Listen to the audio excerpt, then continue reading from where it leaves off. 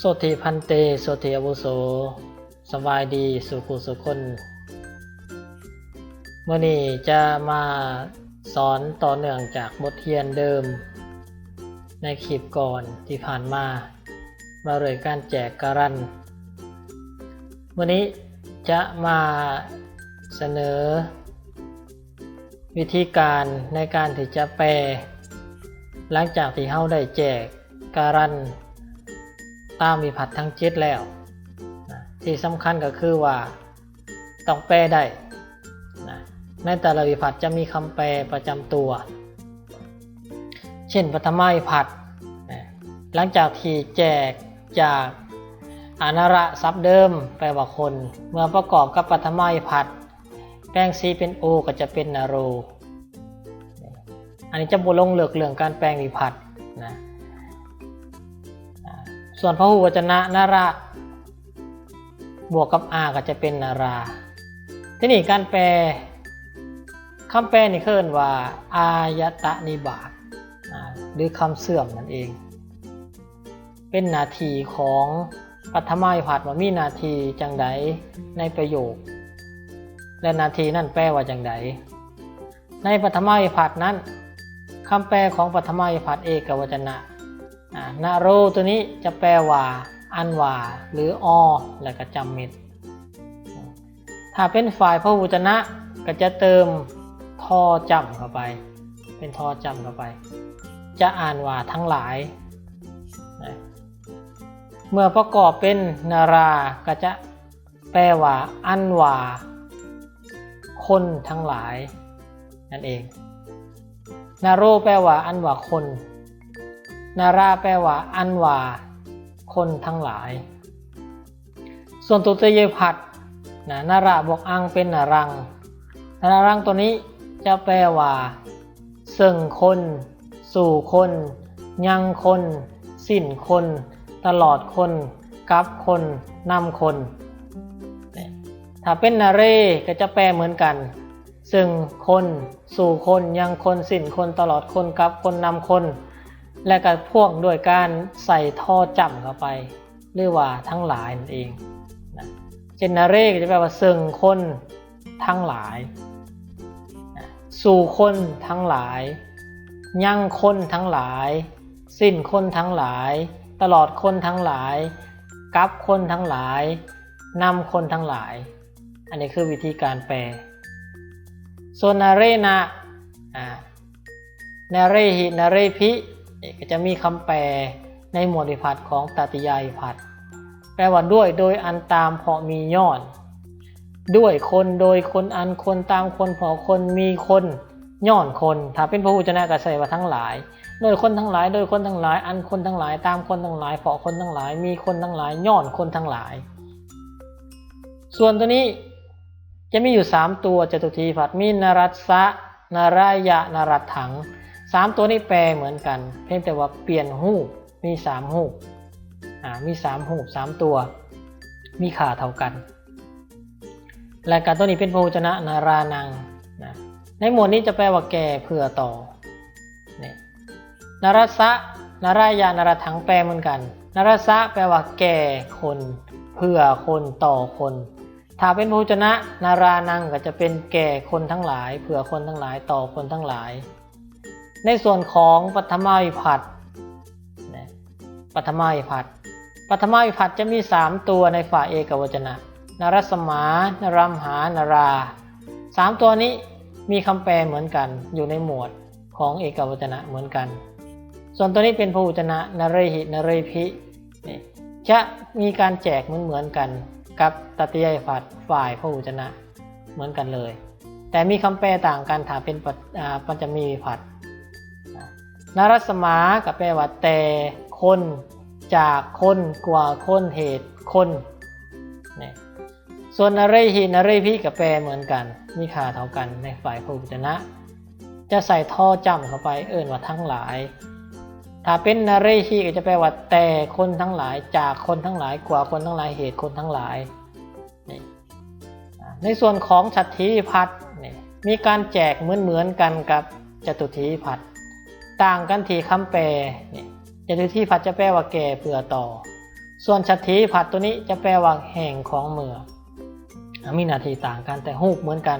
หน้าตาเหมือนกันนรสะนารายนรถังมีค่าเท่ากันในหน้าที่และการแปลนรสะแปลว่าแห่งคนของคนเมื่อคน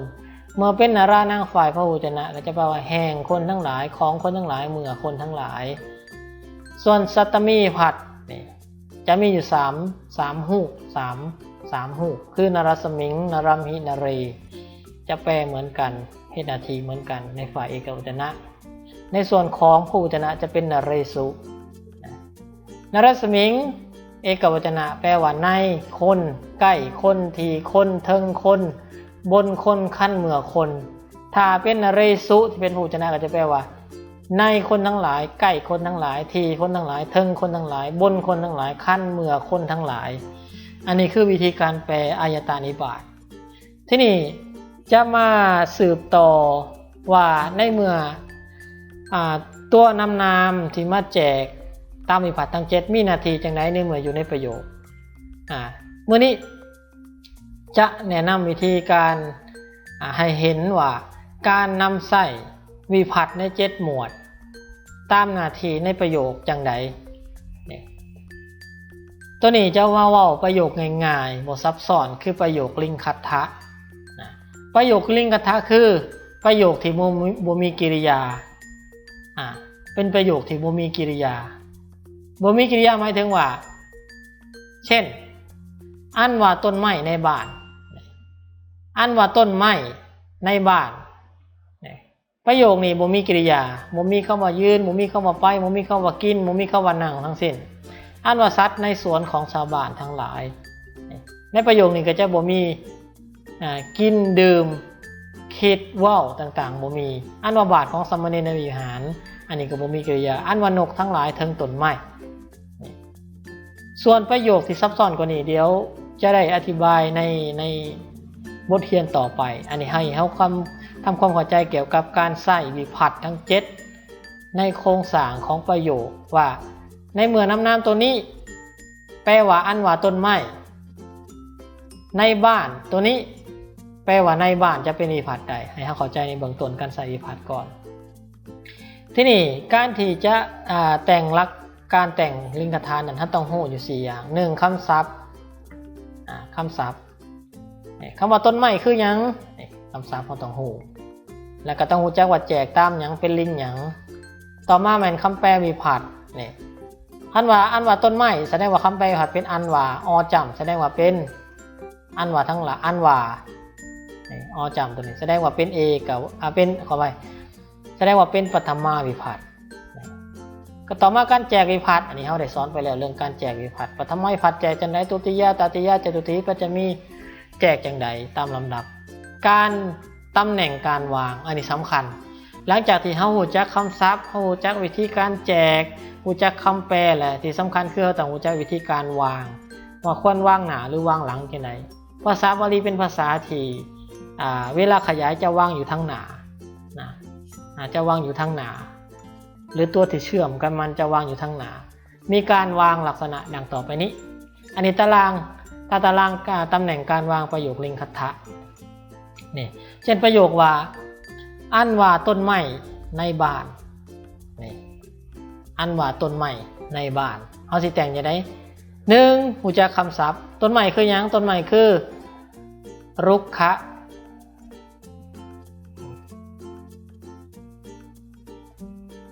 รุกขะในบ้านคือหยังศัพท์มันบ้านข้ามะบ้านนี่เด้เอาคำศัพท์ก่อนประโยคที่2อันว่าสัตว์ในสวนของชาวบ้านทั้งหลายเอาศัพท์ก่อน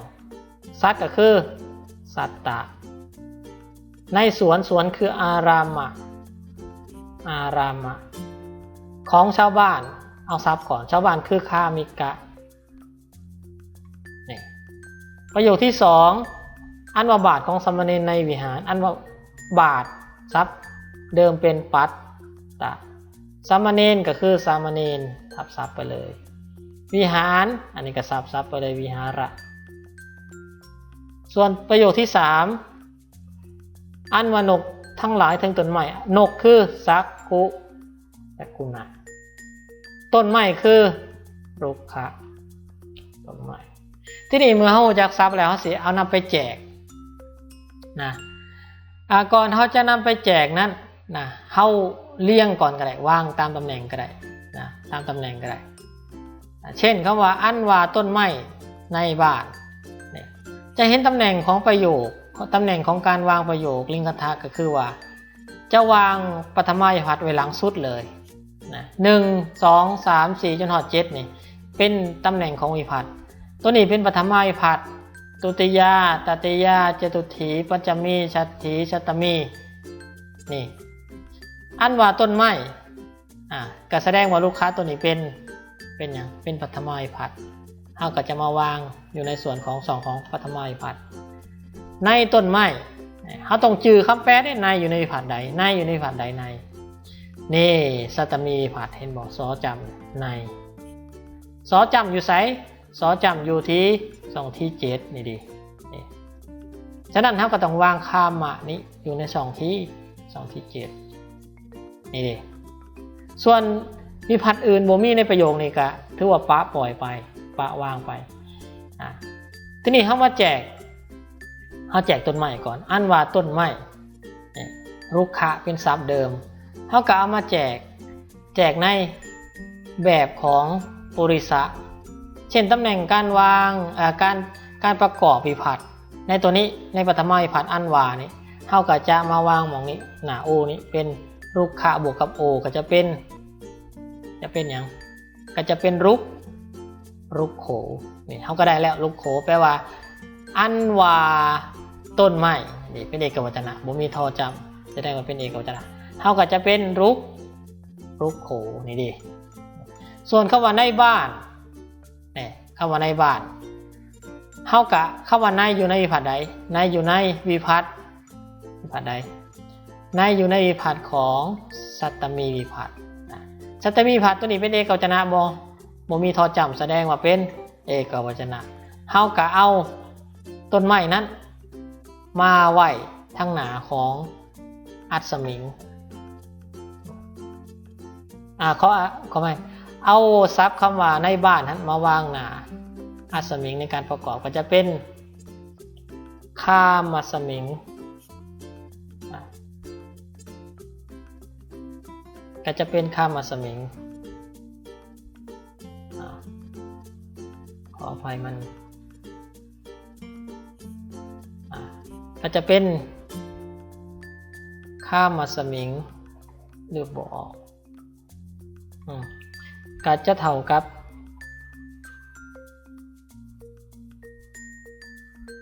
ข้ามอัศมิงนี่ดิในเมื่อเป็นข้ามอัศมิงจริงๆแล้วเขาประกอบแล้วเขาก็เอามาวางในส่วนของตัวนี้ปึ๊บเวลาแปลก็จะได้ว่ารุกโขอันว่าต้นไม้ข้ามอัศมิงในบ้านนี่วิธีการเรียงเขาก็เรียงตามลำดับเลยเห็นบ่ข้ามอัศมิงรุกโขตัวนี้ก็จะเป็นเวลาวางก็จะเป็นแบบนี้รุกโขกับตัวนี้อยู่นี้อยู่ทางหลังนี้เห็นบ่ข้ามอัศมิงรุกโขตัวนี้ก็เป็นข้ามอัศมิงรุกโข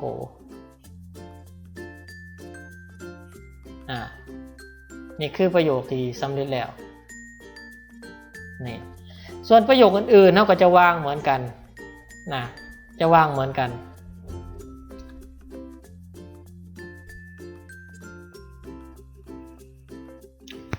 ต่อไปสืบต่อการวางและการแจกวิภัตในเมื่อเราเห็นประโยคแล้วต่อไปคือประโยคที่2อันว่าบาทของสามเณรอันว่าบาทของสามเณรหรือสิใส่คำว่าสามเณรทั้งหลายของสามเณรทั้งหลายทีนี้ในเมื่อเห็นประโยคอย่างนี้แล้วเขาก็เอาไปแจกเอาไปแจกแล้วก็มีตำแหน่งการวางอันว่าบาทเป็นปฐมาวิภัตก็วางไว้อยู่ที่ช่องที่1นับถอยหลังขึ้นไปของสามเณรของแสดงว่าเป็นอย่างวิภัตเราต้องมาเบิ่งตัวนี้ของอยู่ใส่ของในเด็กของอยู่ในชัตถีวิภัตฉะนั้นเขาจึงมาวางอยู่ในช่องที่6คือชัตถีวิภัตสามเณร แล้วมันเป็นของธรรมดาของสามเณรทั้งหลายพร้อมวิธีการแจกปัจจุบันเขากะเอาไปแจกปัตตะเป็นปุงลิงปัทมาพัดเอกกับจนะบวกโอกับเป็นปัตตูส่วนสามเณรระตัวนี้เป็นชัตถีผัดมันก็ต้องมาเบิ่งว่าชัตถีผัดเขาแจกจังไดในฝ่ายพหูชนะเพราะว่าเป็นทั้งหลายก็ต้องเป็นตัวนี้สามเณรระบวกกับอานังก็เท่ากับสามเณรรานังเมื่อเขาได้สามเณรรานังแล้วเขาก็เอาไปตัวที่แจกแล้วตัวที่ปรุงแล้วเขาก็ไปวางไว้ที่ช่องที่6เวลาวางประโยคก็จะเป็นแบบนี้สามเณรรานังปัตโตประโยคสำเร็จรูปประโยคสำเร็จก็จะเป็นอันนี้ปัตโตก็จะวางตรงนี้ส่วนรุกขะส่วนอันวานกทั้งหลายทั้งต้นไม้วิธีการวางกับตาวางนกไว้หลังสุดก็คืออันวานกทั้งหลายตำแหน่งมันคือปัทมาผัดฉะนั้นต้องวางนกไว้อยู่ในช่องของปัทมาผัดและก็เป็นนกที่จำนวนหลายแสดงว่าต้องแจกให้เป็นทั้งหลายคือตัวนี้นาราบวกกับอาเป็นนาราฉะนั้นสกุณะเอามาใส่ตัวนี้บวกอาก็จะเป็นสกุณานี่ส่วนเทิงต้นไม้อันวานกทั้งหลายนี่เป็นโภชนะส่วนเทิงต้นไม้เทิงคำว่าเทิงอยู่ในผัดใดก็ต้องมาเบิ่งเทิงอยู่ผัดใดนี่สัตมีผัดสอจำแสดงว่าอยู่ช่องที่7ก็ต้องมาวางรุกขะอยู่ที่ช่องที่7เอาไปแจกเหมือนกับนาระนี่ที่แจกเอาตัวใดตัวหนึ่งก็ได้นี่3ตัวเนี่ยเอาตัวใดตัวหนึ่งก็ได้เอาเป็นรุกขะบวกกับอัสมิงเป็นรุกขสมิงก็ได้เอารุกขะบวกอัมหิก็เป็นรุกคัมหิก็ได้เอารุกขะบวกกับเอก็เป็นรุกเขได้ฉะนั้นตัวนี้เขาเอามาใส่ตัวนี้เข้าไปเอามาใส่เป็นรุกเขก็ได้ใส่ซับรุกเขรุกขะนี่เอามาใส่ตัวนี้ก็ได้เป็นรุกขะบวกเอก็เป็นรุกเขนี่เขาก็จะได้รูปซับเป็นรุกเขเมื่อประโยคสมบูรณ์ก็จะเป็นรุกเขสกุณาเอากะเอาประโยคมาใส่เลยเป็นรุกเขสกุณาถือว่าสมบูรณ์เอาละบทเรียนวันนี้ถือว่าสำเนียงก่อนโอกาสหน้าจะเสนอประโยคที่ซับซ้อนขึ้นไปกว่านี้อีกขอให้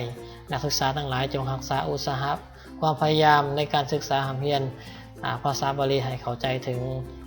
หลักคำสอนขององค์สมเด็จสัมมาสัมพุทธเจ้าต่อไปสบายดี